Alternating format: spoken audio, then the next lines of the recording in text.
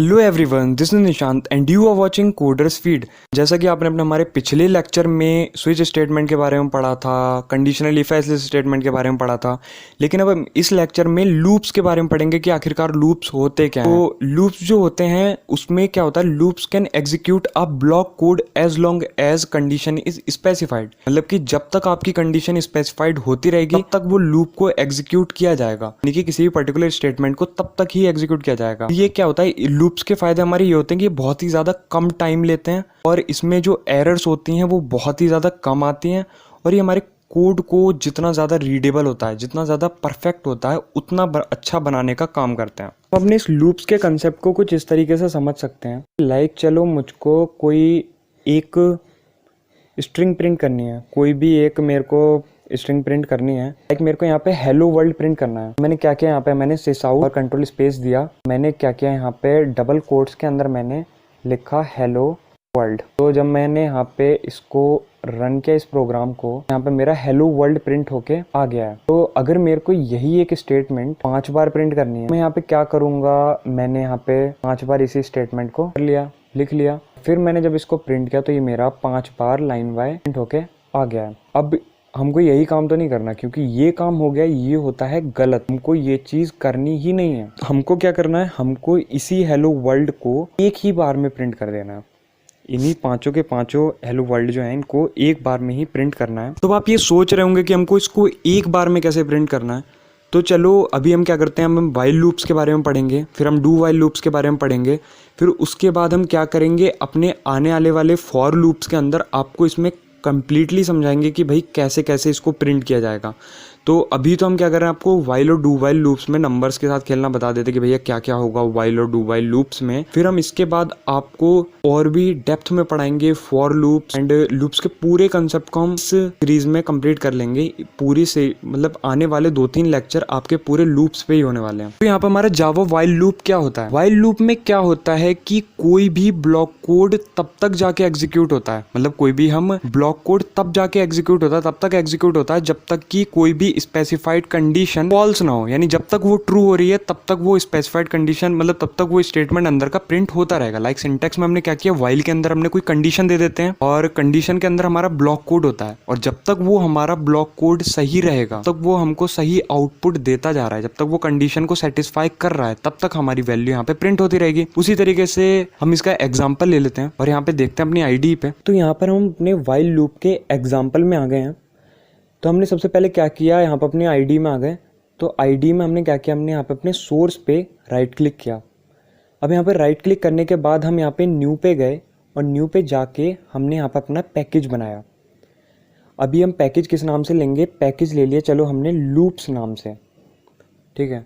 Loops नाम से हमने यहाँ पे अपना पैकेज ले लिया। यहाँ पे हमने फिनिश कर दिया इसको। अब हमने इसको फिनिश कर दिया, अब हमारा लूप्स नाम का पैकेज बन गया है। अब हम क्या करते हैं, उसी लूप्स नाम के पैकेज पे जाके राइट क्लिक करते हैं और एक यहाँ पर अपनी नई क्लास बना लेते हैं। तो यहाँ पर हमने अपनी न्यू क्लास बनाई है। अब हम न्यू क्लास जो हमने बनाई है उसका नाम हम क्या देंगे, उसका नाम चलो हम वाइल लूप दे देते हैं, ठीक है। कैमल केस में हमने उसको वाइल लूप दे दिया यहाँ पे, और सिस्टम डॉट आउट डॉट मतलब ये पब्लिक स्टैटिक वॉइड मेन को यहाँ पर हमने टिक कर दिया, और इसको टिक करने के बाद यहाँ पर आकर हमने फिनिश कर दिया, ठीक है। अब यहाँ पर हमारा एक डिफ़ॉल्ट कोड बन के हमको रेडी मिल गया है, रेडी हो गया है जो हमको डिफ़ॉल्ट कोड यहाँ पे मिल गया है। तो अब हमको क्या करना है, इसके अंदर वाइल लूप का एग्जाम्पल लेना है। तो हम सबसे पहले क्या करते हैं, यहाँ पर i is equals to 0 declare कर लेते हैं। एक हमने वैल्यू डिक्लेयर कर दी, i को डिक्लेयर कर दी, एक इंट डेटा टाइप को वैल्यू i वेरिएबल i के लिए वैल्यू 0 डिक्लेयर कर दिया, ठीक है। अब हमने यहाँ पे क्या किया, यहाँ पर हमने लिया वाइल। अब हम यहाँ पर हमने वाइल लिखा, वाइल में हमने i इज स्मॉलर देन 7 लिया। यहाँ पर अब हमने ब्रेसेस खोल दिए, अब हमको यहाँ पे क्या करना है, हमने लिया सिस आउट, कंट्रोल स्पेस दबाया, हमारा system dot out dot print L N पूरा का पूरा प्रिंट स्टेटमेंट का कोड हमको मिल गया है। अब हमको यहाँ पे क्या करना है, यहाँ पे हमने चलो ले लिया इनिशियलाइजेशन दी, मतलब जो हमारा आई थी वैल्यू उसमें हमने क्या किया, इंक्रीमेंटेशन लगा दिया, ठीक है। आई की वैल्यू हमने इंक्रीमेंट लगा दिया। अब हम यहाँ पे क्या देखते हैं कि यहाँ पे जो आई है वो वाइल क्या है, हमारा कंडीशन चेक करने का काम करता है। तो यहाँ जो हमारा आई है उसकी वैल्यू, अगर हम चलो आई की वैल्यू 0 रखते हैं इसके अंदर, तो 0 जो है वो 7 से छोटा है, यानी कि अंदर की जो स्टेटमेंट है, अब हमने system dot out dot print L N में क्या स्टेटमेंट चला, यहाँ पर हम आई प्रिंट होगा ना, आई की तो वैल्यू प्रिंट होगी, आई हमको प्रिंट करना है। तो यहाँ पे क्या है, आई जो आई की करंट वैल्यू वो प्रिंट होके आ जानी चाहिए। अब यहाँ पे हमारा 0 है, वो 7 से छोटा है, लेकिन 0 होने से पहले उसमें एक इंक्रीमेंटेशन होगा, तो यानी कि जो 0 थी वो 1 बन जाएगी। अब वो 1 है, मतलब पहले 0 पे सेटिस्फाई हुआ, फिर वो यहाँ पे 1 हो गया, तो यहाँ पर हमने आई हुआ। अब हम इसको प्रिंट करेंगे तो यहाँ पर हम देखते हैं हमारा 0 1 2 3 4 5 6 7 0 6 तक प्रिंट हो जाएगा यहाँ पे आके। अब हम यही चीज़ देखते हैं ना कि हमने यहाँ पे पहले 0 रखा था तो वो हमारा 0 प्रिंट हुआ, फिर हमारा इंक्रीमेंटेशन हुआ उसके अंदर 1 तक, तो यहाँ पर हमारा 1 प्रिंट हुआ, 2 पे रख चेक किया तो 2 प्रिंट हुआ, 3 पे चेक किया 3 प्रिंट हुआ, 4 पे 5 पे 6 पे, इन सब पे हमने चेक किया और उसी के हिसाब से हमारी वैल्यूज़ जो थी वो प्रिंट होके आ गई। आपने यहाँ पर एक चीज़ नोटिस की होगी कि यहाँ पर हमारी जितनी भी वैल्यूज़ हैं अलग अलग लाइन में आई हैं, तो वो आता है हमारे method system dot out dot print L N से। एल एन का ही मतलब ये होता है कि एक न्यू लाइन में उस वैल्यू को डिनोट करना। यहाँ पर कोई सी भी जो बार बार वैल्यूज़ प्रिंट होंगी वो अलग अलग लाइन में ही आएगी, और अगर बाई चांस यहाँ से हम एल एन हटा देते हैं और यहाँ पे सिर्फ प्रिंट लगा देते हैं और फिर हम इसको प्रिंट करते हैं, तो आप जैसा कि आप देख रहे हैं कि सिर्फ एक ही लाइन में आ गई 0 1 2 3 4 5 6। तो यही होता है हमारा मेथड। तो अब हमारा जाता है डू वाइल लूप। अब डू वाइल लूप क्या होता है कि ये जो होता है ना, एक वाइल लूप का एक वेरिएंट होता है, ठीक है।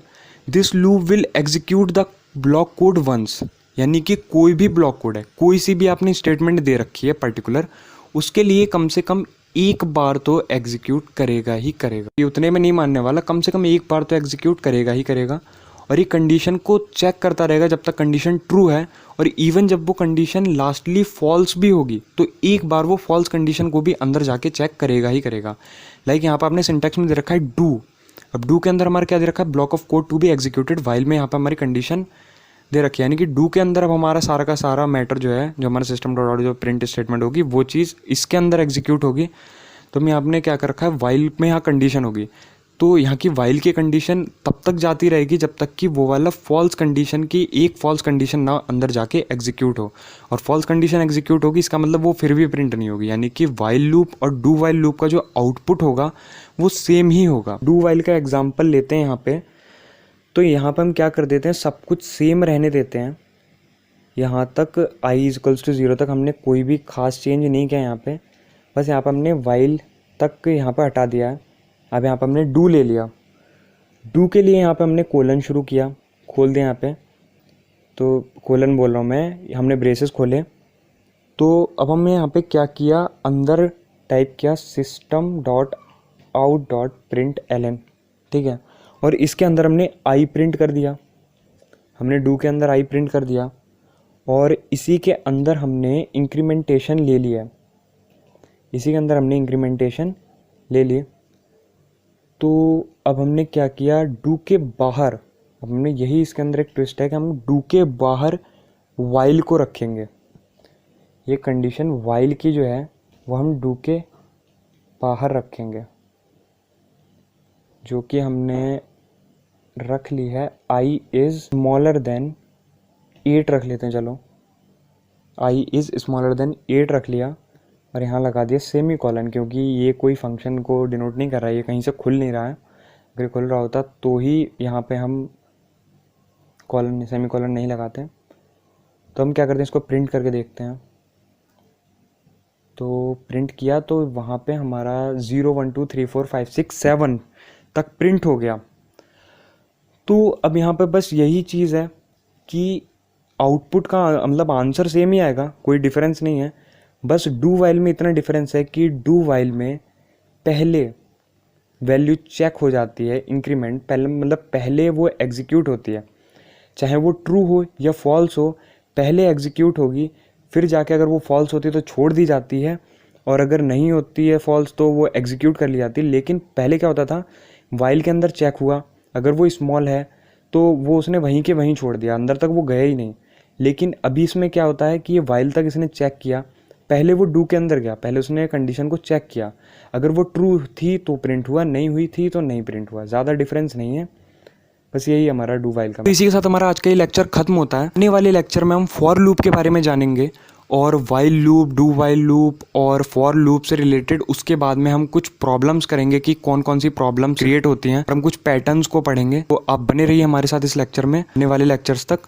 और प्लीज़ फॉलो कीजिए सीरीज़, जितना हो सके इस प्लेलिस्ट से ही फॉलो करने की कोशिश कीजिए। अगर आपको हमारी वीडियो पसंद आई तो प्लीज़ लाइक कीजिए, चैनल को सब्सक्राइब कीजिए और लोगों तक हमारी इन वीडियोज़ को शेयर कीजिए।